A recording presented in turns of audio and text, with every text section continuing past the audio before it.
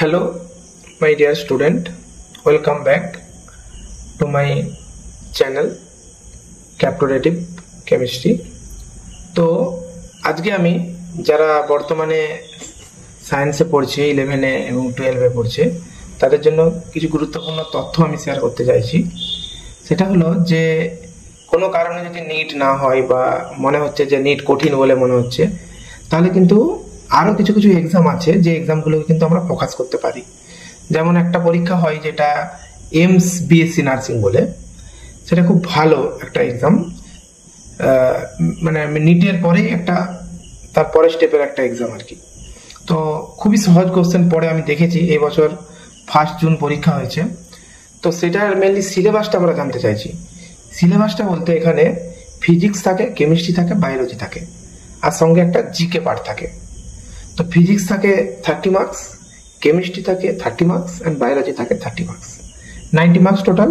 And after that 10 marks GK, total 100 marks. তো আমি কি করব, আমি ওই 30 মার্কসের কেমিস্ট্রি পার্টটা আছে সেটা কিন্তু আমি ফোকাস করব, এবং আমি দেখব যে কিভাবে প্রিভিয়াস ইয়ারে কোশ্চেন পড়েছে কেমন, বা আগামী দিনে কি ধরনের কোশ্চেন পড়তে পারে সেই দিকটা কিন্তু আমি অনুশীলন করানোর চেষ্টা করব। আর যেটা ব্যাপার যে এটা ফর্মটা কিন্তু ফেব্রুয়ারির দিকেই বেরিয়ে যায়, তো সেটা আমাদেরকে নজর রাখতে হবে যে ফেব্রুয়ারিতে কিন্তু ফর্ম ফিল আপটা করে নিতে হবে। আর যেটা ব্যাপার হচ্ছে যে এই পরীক্ষাটার কেবলমাত্র ফিমেল ক্যান্ডিডেটরাই কিন্তু পরীক্ষাটা দিতে পারবে। কিন্তু এই পরীক্ষাটার সাথে আর একটা যেটা ফর্ম ফিল আপ হয়, যেটা বলেছে বিএসসি প্যারামেডিক্যাল বলে, যেমন যেখানে বিভিন্ন ধরনের ল্যাব টেকনিশিয়ান, তারপরে বিভিন্ন ধরনের ল্যাব অ্যানালিস্ট, রেডিওলজিস্ট, এই সমস্ত যে পোস্টগুলো থাকে, সেই সমস্ত পোস্টগুলো ভ্যাকেন্সি ফিল আপ করার জন্য এই সমস্ত পড়ানো হয়। তো এগুলো কিন্তু বোথ মেয়েরা ছেলেরা সবাই কিন্তু অ্যাপ্লাই করতে পারবে। আর যেটা ব্যাপার, এই যে পরীক্ষাটা হচ্ছে এমস বিএসসি প্যারামেডিক্যাল, তাতে কিন্তু ফিজিক্স, কেমিস্ট্রি, বায়োলজি, ম্যাথ 4টে সাবজেক্ট থাকবে। তার মধ্যে বায়োলজি আর ম্যাথটা হচ্ছে অল্টারনেটিভ, মানে ফিজিক্স কেমিস্ট্রি দিচ্ছে, তাতে ম্যাথও নিতে পারে অথবা বায়োলজি নিতে পারে, যে কোনো একটা। আর প্রত্যেকটাই কিন্তু 30 মার্কসের হবে।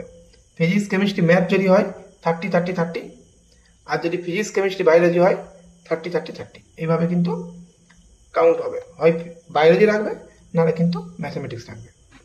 তো এটাই হচ্ছে ব্যাপার। আর কাট অফ মার্কস যেটা বলছিলাম, যেটা বিএসসি নার্সিং এর ক্ষেত্রে কাট অফ মার্কস, তো সেটা পরে বেরায়। প্রথমে একটা কোয়ালিফাইং মার্কস বেরায়। কোয়ালিফাইং মার্কস বলতে মানে একটা নির্দিষ্ট মার্কস তোমাকে পেতে হবে, সেই মার্কস পেলেই কিন্তু আমার একটা নির্দিষ্ট র্যাঙ্ক কার্ড পাবো, একটা ভ্যালিড র্যাঙ্ক কার্ড পাবো। সেটা কাট অফ মার্কসটা হচ্ছে জেনারেলদের ক্ষেত্রে 50%, ওবিসিদের ক্ষেত্রে 45%, আর এসসি এসটিদের ক্ষেত্রে 40% কিন্তু পেলেই একটা ভ্যালিড র্যাঙ্ক কার্ড পাবো। সেই ভ্যালিড র্যাঙ্ক কার্ডের মাধ্যমে আমি যদি পরে ভবিষ্যতে মনে হয় যে আমি প্রাইভেটে ভর্তি হবো, সেক্ষেত্রেও আমরা ট্রাই করতে পারি ওই ভ্যালিড র্যাঙ্ক কার্ডটা নিয়ে। তো এটাই হচ্ছে ব্যাপার। এবার যদি নতুন কোনো নোটিফিকেশন আসে বা এই মডিফিকেশন আসে, তো সেটা আমি আমার চ্যানেলে আমি সেটা ইনফর্ম করে দেবো তোমাদেরকে। এখন তোমাদেরকে কি করতে হবে, তোমাদেরকে পড়াশোনা করতে হবে, এমসিকিউ করতে হবে, আর সেই এমসিকিউটা আমিই করিয়ে দেবো। প্রিভিয়াস ইয়ারের কোশ্চেন বিভিন্ন ধরনের, আর কেমন ধরনের কোশ্চেন পড়ে সেটাও আমি বলে দেবো।